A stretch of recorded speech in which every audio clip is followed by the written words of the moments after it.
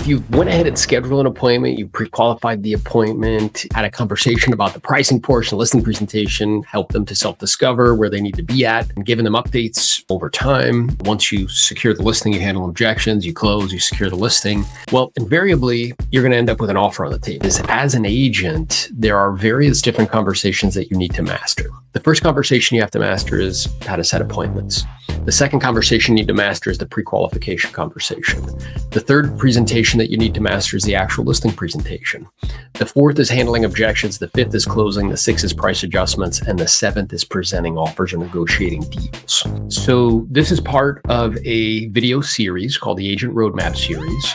And the season that we're in is the foundation from 0 to 25 transactions. If you haven't watched the previous videos, go back and watch them. We talk about things like lead gen, time management, all the things that are foundational to your success as an agent looking to build that solid foundation, which is that 0 to 25 transaction. The thing to keep in mind, there's some key mental maps that I wrote down that I want to make sure that we touch on. The first is negotiating really isn't complicated, right? There's a buyer that wants to buy, there's a seller that wants to sell.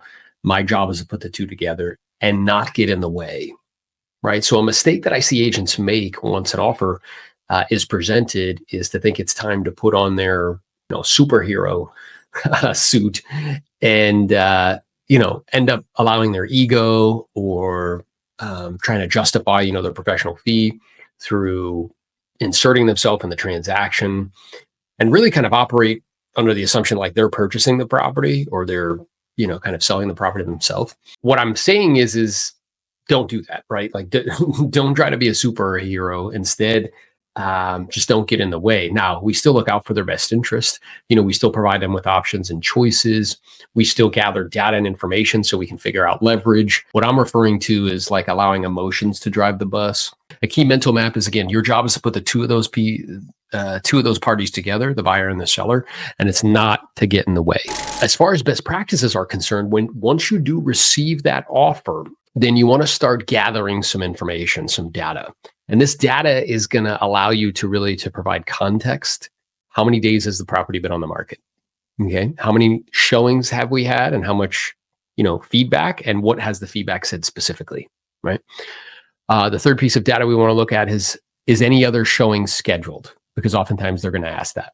Data on competition. Has anybody lowered their price? Has anybody gotten an offer, in the community or kind of that is in the price point that we're in within a tight window, right? And then the other thing we're going to want to gather is a net sheet. So we can see dollars and cents, the way that the contract's written, what would be the proceeds to the homeowner. A key mistake that I see agents make is they don't gather all this data and then they start to present. People start to the seller starts to pepper you with questions and you really find yourself unprepared, right? So you want to be completely over-prepared to have this conversation. And that's the beginning of collecting data. And there's more data to collect. Again, the purpose of collecting this data is really to provide context and to paint a picture for the homeowner. The next thing we want to do is you want to take that contract and you want to pull out all of the most important data. My staff, what they would do is, when an offer came in, they would look at the contract, pull out all of this data.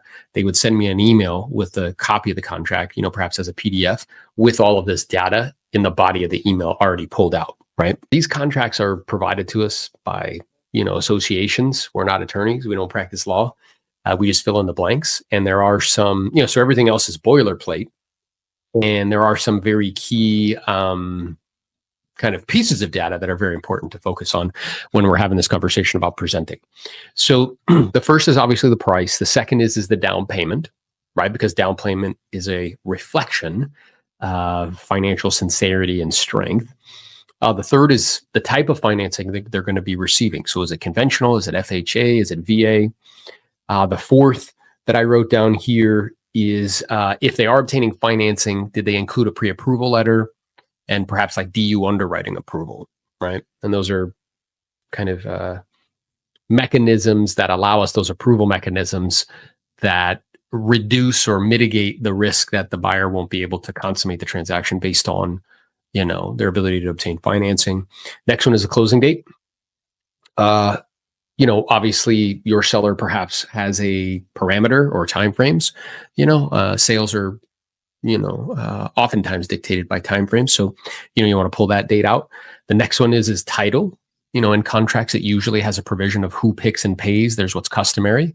At the same time, buyer's agents can try to sneak that in, right? So you just want to be clear on what it says around title. The next is if there's a condo, because in South Florida, there's lots of condos in your marketplace. There may be condos, or you might find yourself selling condos. There's usually a provision in purchase and sales agreements regarding who pays for special assessments. And there's different options that you can choose from. So I want to be clear on that. The next is the inspection period, right? Because there's a default in the contract. Obviously, if we're representing the seller, we want to shrink that, right? Time frame down, because that will essentially mitigate kind of the amount of time that a buyer could do an inspection and ask us for something or get out because of the inspection period.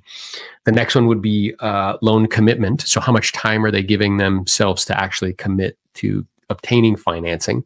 Default in the contract, depending on your geographic area, it's some like 30-ish days. I try to shrink that as much as possible down to like 21. Lenders may gripe about it, but they can definitely do it. And again, that's mitigating that risk as far as the financing is concerned. The next is the additional terms and conditions, right? Because it's not uncommon that a buyer may ask for something. And it's also not uncommon that sometimes agents, when they present the offer, they won't mention what's in the additional terms and conditions.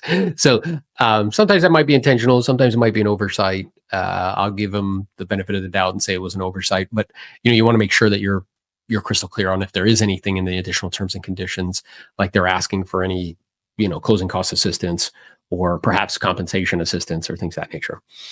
So these are all important pieces of data that I need to pull out. So the first pieces of data that I went over was really about kind of painting that picture. I still need to find some more information and data out. We're still not ready to actually present to the seller yet. The next conversation that we're going to have is with a lender. So I would always personally reach out to the lender and ask them some questions. Have they verified income, verified assets, verified credit? Tell me a little bit about their, kind of working history. And the purpose and intention of doing that is, again, to really get a feel for the buyer and the type of financing that they're looking to obtain. If they are asking for closing cost assistance, is it actually required or is it just a request, right? But this is all gathering data and to try to figure out kind of leverage points as well, if there are any leverage points. The next conversation I'm going to have is I'm going to pick up the phone and I'm going to call the buyer's agent, okay? I'm going to get a feel for the buyers and their motivation. So tell me a little bit about your buyer. How long have you guys been shopping for a home? Have you made any offers on anything else? If so, if you don't mind me asking, how come that didn't come to fruition, right? I just want to gather as much information as I possibly can. Sometimes I might say like, hey, I see they're asking for closing cost. My intention asking is to be nosy. Our job is to put this together. It's not to keep it apart. Is that something they actually need? Or is it just something that they're requesting? And then also if they came in at a price that's a little bit lower, hey, my job is to put it together. It's not to keep it apart. I know neither one of us are, purchasing or selling this home. So I see here they came in a little bit less, which is perfectly fine. I'm pretty sure that the homeowner is probably going to counter, right?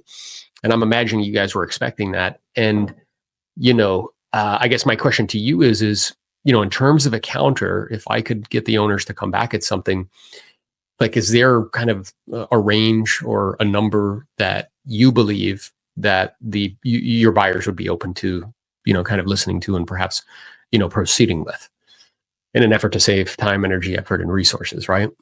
And, oftentimes they'll share it with you, right? So this is part of the communication and conversation that you're going to have. And now we're finally ready to actually present to the homeowner, okay? And I need you guys to really be clear on this as you're building this foundation, right? As an agent. And really the foundation we're building is a skill set, right? It's an understanding of procedurally how to sell real estate in high volume. And it's an acquisition of the specialized knowledge that's required, which are these 7 different conversations that you have to master in order to transact in high volume.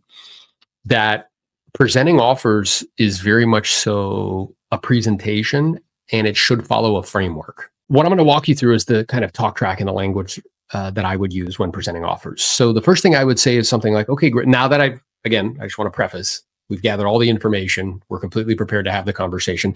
And by the way, I have it all up in front of me, or like up on a computer screen or in front of me so I can look at it as we're having the conversation.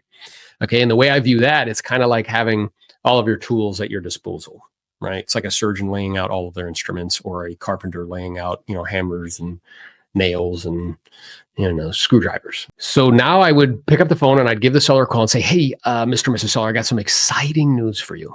As of right now, we have a written, bona fide, qualified offer on the table, and I'd like to go over it with you so that way you can decide how we wish to proceed, and whatever you decide, I will support you 100%. So again, excitement right out of the gate. We do have an offer, and I'd like to go over the options that you have at your disposal, and however you decide to proceed, I'll support you 100%. What I'm doing there is I'm demonstrating I'm not attached to the outcome. So I think you'll notice, like, as you watch these videos, that's a reoccurring theme in terms of approach of not being attached to the outcome. And it's very, very important, right? Because if anybody can sense that you're, attached to the outcome, it creates resistance to them being open to kind of the information and the data that you're sharing. Okay. So right out of the gate, exciting. And, whatever you decide, I'll support you 100%. And it also is aligning you with them, right? Which is also critically important. So then we start to go over the next step in the framework is we start to go over terms and conditions. So the offer came in on an as-is contract, which is great. What that means is that the buyer has the right to do an inspection, and they still may ask us for something. At the same time, we're pre-negotiating up front that we're not obligated to do anything, right? So if they ask us, we could decide to do something, we could decide not to, but we don't have to do anything, okay?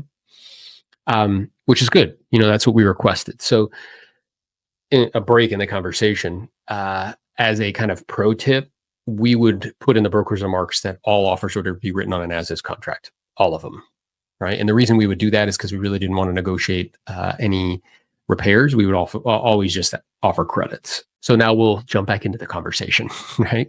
So and the buyers are putting X amount down, let's say 20% down, which is great. That demonstrates financial strength and ability. In this instance, that would be X amount. So say it's like $55,000, right? They're obtaining conventional financing, right? Which is good. And FYI, I personally spoke to the lender, right? So I reach out to them, make sure that they verified income, assets, and credit, and that they have what's called DU underwriting approval, meaning they ran it through a software program. And, based on all the data that I received, it seems like they're employed doing X and Y, and they've been at that job for an extended period of time. So, I feel really comfortable with the financing, and I don't believe that would be a reason why they wouldn't be able to proceed, is their inability to obtain the loan. And we took that extra step just to make sure. Okay. In the purchase and sales agreement, they put a loan commitment of 21 days, which is great. That's what we requested. The default in the contract is 30. So we want that to be shorter. What that means is they have 21 days to do their inspections, appraisals, surveys.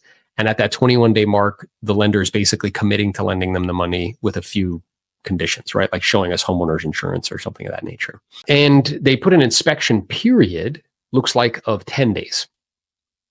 Which is great because the default in the contract is 15. What that means is they have 10 days to do an inspection. And if they find something in that inspection, again, we're already saying we're not obligated to fix anything. They could ask us. And within those 10-day time frame, they have to do the inspection, ask us for something. And if we aren't able to come to an agreement, then they can back out. They'll still get their deposit back. But after those 10 days, they can no longer do that. And they can't use the inspection period as a way to get out of the purchase and sales agreement. Does that make sense to you? You're like, yeah, that's great. Right? And they put a closing date of X, and based on what you were kind enough to share with me in terms of your time frame, it sounds like that would work for you guys. Is that right? They're like, yeah, that's right. And everything else in the contract is really straightforward. So notice, time out. What I'm doing is I'm going over all of that data that I just pulled out. You see? And if I'm not prepared and I don't have it pulled out and it's not in front of me, it'll be like haphazard. It won't come off professional. And they'll start to ask a lot of questions, right out of the gate, and it'll throw you off. It'll just make it not go effective and efficiently. Yeah, and then we go over the closing date, and it's like, yeah, everything else is pretty straightforward, right? These contracts are provided to us by the Association of Realtors. We just fill in the blanks. There's nothing else in the additional terms and conditions. They're not asking us for any, closing cost concessions and things of that nature, which is great. They're saying, hey, we'll take our care of our costs. You take care of yours, which is terrific. Ultimately, they made us a offer of X. however much the price is. Now, notice we do that last. And the reason why we do that is we're making a case, right? If I do that first, it's the first thing they're going to focus on. If it's not in alignment with their expectations, immediately they'll have a kind of a visceral pushback, right? So again, we're making a case. So ultimately, they made us an offer of $550,000, let's say. And let's say we were asking 600. Essentially, it's an offer of 550, close by this time, conventional financing, not asking for any additional terms and conditions. Now, whenever we have offers come in, we always have 3 options at our disposal. And whatever you decide, I'll support you 100%. Okay? And I'd like to go over them with you so that way you can decide what you feel is best. Fair enough? And they're like, great. So essentially what we're doing there, again, it's the second time that I'm aligning myself with them and I'm letting them know I'm not attached to the outcome. Okay? You can't do that too much, right? And then what you would say is, and this depends on where the offer came in at, right? So if the offer comes in at 550 and you know that their bottom line was like 580 or something like that, then I would say something like, yeah, the first option is we could accept the offer the way that it's written. I am not suggesting that we do that. Okay? And again, what we're doing there is we're aligning ourselves with them. Now, if it's relatively close to what they're asking, it's like, yeah, the first option is we can accept the offer the way that it's written, because we know that they would accept that. And truthfully, based on what you've been kind enough to share with me, it's very close. It's in alignment with what your expectations were and goals and objectives are, and would allow you to net what you wanted to net in order to make the transition happen. And then that leads us to the second option. And the second option is we just flat out say no and just send them away. Now, the 2 things I need you to know and understand is if we do make the decision to do that, I don't know a few things with a high degree of certainty. The first one is how long it would take to get another offer. The second is if we did get another offer, if it would be any better. I don't know that either, right? So, I oftentimes find that at a minimum, if we, it always makes sense to counter because we never know where these things are going to shake out, right? And then that leaves us with a third option. And the third option is that we could counter, right? And my suggestion is that if we do decide to counter, we make it a very reasonable one that they would strongly consider, if not accept. Reason being, in speaking to the other agent, and time out, the reason I would know this is because I spoke to the other agent. I know that they're looking at a few other homes. Yours was the preference. At the same time, they do have other options at their disposal, and I wouldn't want to see them go someplace else instead of buying yours. So based on what you're looking to accomplish and why, based on the time frame you'd like to make this happen in, what do you think we should do? And then be quiet.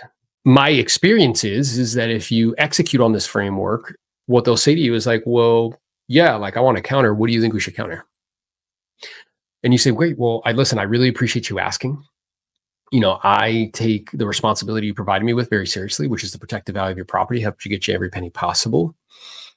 And what seems like to be the most reasonable counter, having spoken to the other agent and kind of seeing where they're at with things, is that I know they came in at 550. We're asking 600. The most reasonable counter would be to split the difference, right? They come up 25, and we kind of come to a meeting of the minds. We meet them in the middle.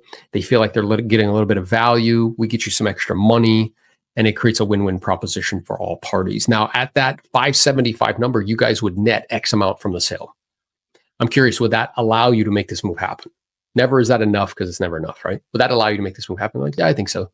Okay, great. So what do you think we should do? Yeah, I'm okay with that. Great. So what I'll do is I'll go ahead and reach out to the other agent. I'll let them know that we're going to, make a small, very reasonable counter back on price and split the difference, meet them in the middle, and give them all the reasons why we think that's a good idea. And then hopefully my next phone call to you is letting you know that they've accepted that and we're proceeding and just need some signatures and initials. Now, just to manage expectations, whenever we do counter, we start the process all over again. So they will have a couple options at their disposal, same ones you did. They can say yes, they can say no, or they can counter. Okay. And if they do, then we'll put our heads together and we'll, see what we can work out. I do think that there's a high degree of probability we'll be able to put it together. And I'm excited for you guys because it just means we're one step closer to getting you out to your next destination. So as soon as I get some information, I'll let you know. And then we move on. Negotiating offers, all these different scenarios can pop up. I have other videos on the channel where we're, kind of role-playing negotiating. So my intention in this video is just to give you like the overall framework. When you get an offer, what should you do? Gather data, right? Gather a bunch of data, right? And there's a 4-step process for gathering the data. And then we're ready to actually have the conversation. And what I just shared with you is the framework of that conversation. Now things can pop up. People can kind of object or push back. There's polite confrontation. And there's other videos on the channel where we go through that in greater detail. So if you're really enjoying this series, go ahead and click the subscribe button, hit that little bell, perhaps share it with an agent that you think could be helpful or useful. My intention and purpose in creating this content is really to equip you guys with what you need so you can do more deals and get your unfair share. And I look forward to seeing you in the next episode.